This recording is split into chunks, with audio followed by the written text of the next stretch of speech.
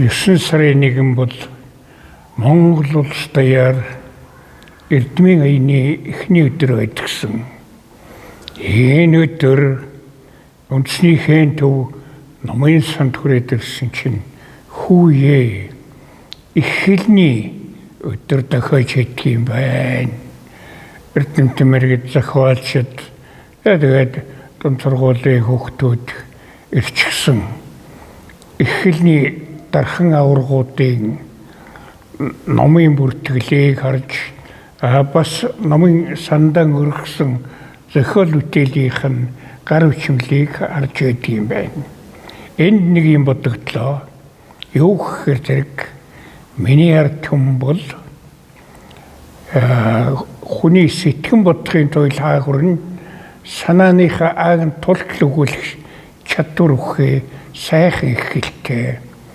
Тэр их хэл нэг үгсийн сангаар баян, 2 дугаар дуудлага яруу, 3 дугаар дэлхийн бүх хэлний авээ байдаг учраас дэлхийн бусад хэлийг ямар саадгүй тэр нутгийн хүн шиг яруу сайхан дуудаж сурдаг ийм онцгой хэлтэй, тийм онцгой ястай ард түмэн гэдгээрээ бахархч байлаа. Одоогоос 70 гаруй жилийн урд Эренчин багш маань дундад дэрхэн улсад манай яруу найрагч хөрөвдөж Тарван нарын хамтчаад нэг их зочирдсан байна.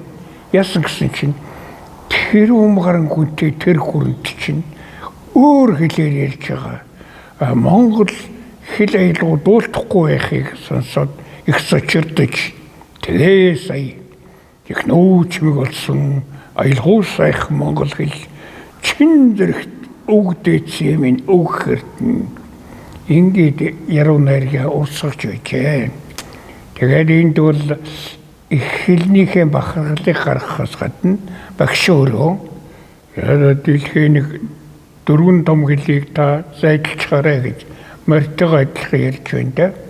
Тэгхийн бол хүн төрлөخت нуурлахгүй шүү. За их хэл болгон сайхан шүү. Гэвч ээжийнхээс үтээ зогссон их хэл чинь хамгаас ирэх юм шүү. Их хэл нь байгаа цагт үндэстэн мөнгө өршдөг юм шүү гэж хэлжсэн ариун сургаал цээжинд зуралцж байлаа. Ингээд би энэ өдөр их хэлний өдөр гэж нэрлсэн баярлж байна. Тэмдэглэж байгаад баярлаа.